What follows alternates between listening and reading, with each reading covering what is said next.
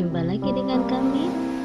Kita akan membahas materi tentang skala dan perbandingan. Baik, jangan lupa ya, like, subscribe, and share. Skala, tentu kalian tahu kan, ketika ada peta, kemudian ada rumah dengan skala yang dituliskan 1:100, 1:1000 dan sebagainya. Apa artinya itu?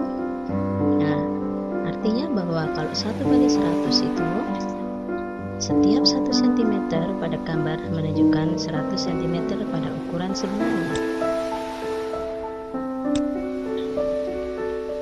Baik, dari uraian dinyatakan bahwa skala adalah jarak gambar atau model dibagi jarak sebenarnya. Contoh, perhatikan contoh berikut. Oke, berapa jarak sebenarnya kota A ke kota B? Baik, perhatikan hitungannya.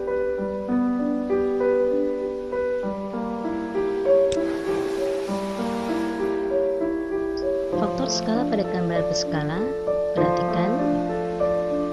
Artinya, skala pada peta yang sering kita jumpai menunjukkan skala pengecilan, yang artinya ukuran pada peta lebih kecil dari ukuran sebenarnya. Hal ini disebut faktor skala.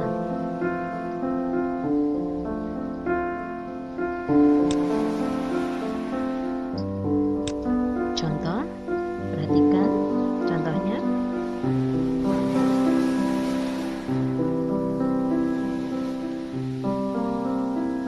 Untuk menentukan faktor skala dan tinggi bingkai foto tersebut, selanjutnya bahwa lebar foto dibagi lebar bingkai sama dengan tinggi foto dibagi tinggi bingkai.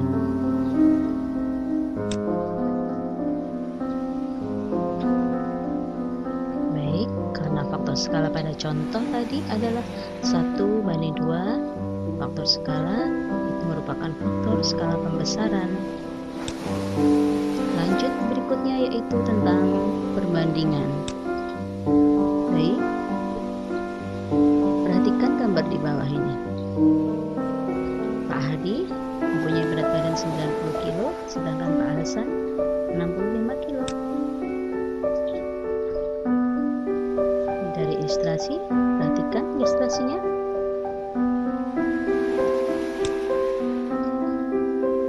Sehingga ada dua cara membandingkan dua besaran, yaitu dengan mencari selisih, yang kedua dengan mencari hasil bagi.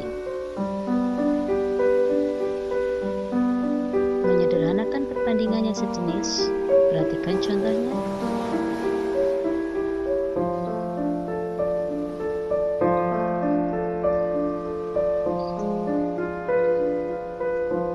Paham?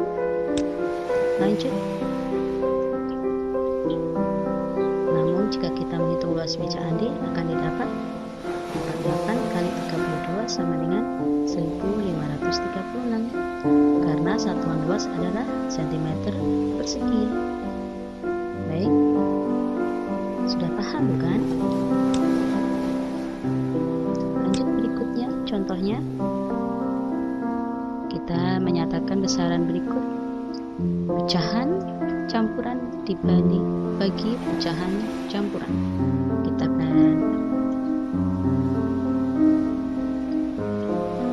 Oke, lanjut. Yang B, 400 cm kubik dibanding 1 liter.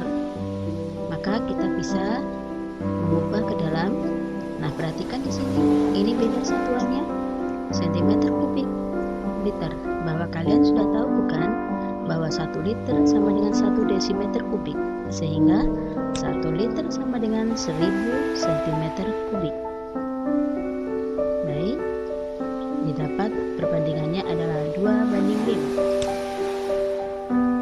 Lanjutnya, bentuk perbandingan.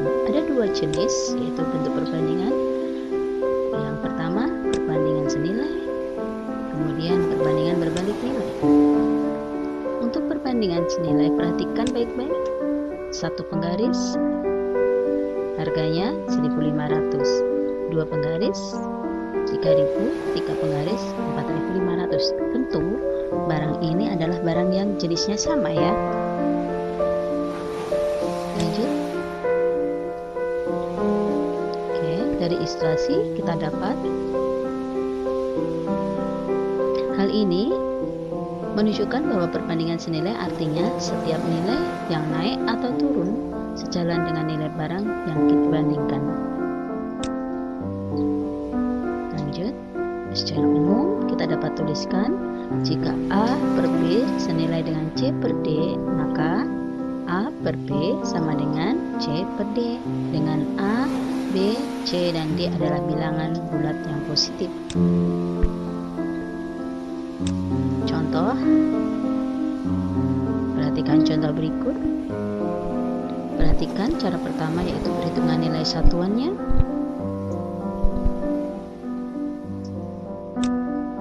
Kemudian cara yang kedua, perhitungan berdasarkan perbandingan. Hasilnya sama kan?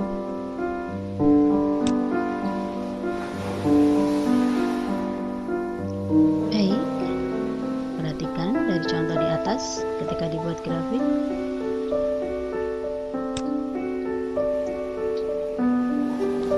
Berikut grafiknya. Oke, nah berupa garis yang lurus. Berikutnya, perhatikan untuk contoh perbandingan berbalik nilai.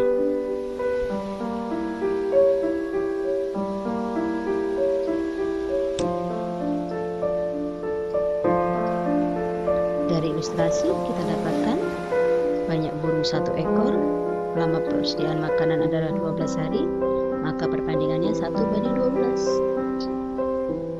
2 ekor 6 hari, berarti 2:6. 3 ekor 4 hari, berarti 3:4. Sehingga perbandingan pada tabel di atas menunjukkan perbandingan yang berbalik nilai. Artinya setiap nilai barang naik, nilai barang yang dibandingkan turun. Sebaliknya, jika setiap nilai barang turun, nilai barang yang dibandingkan akan naik.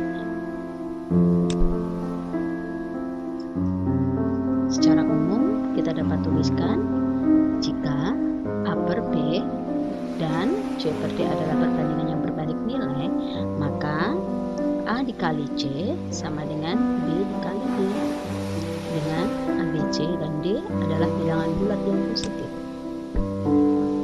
Contoh berikutnya perhatikan.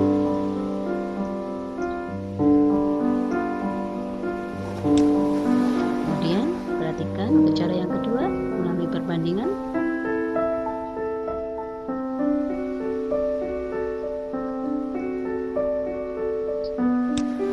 Baik, berikutnya grafiknya adalah sebagai berikut.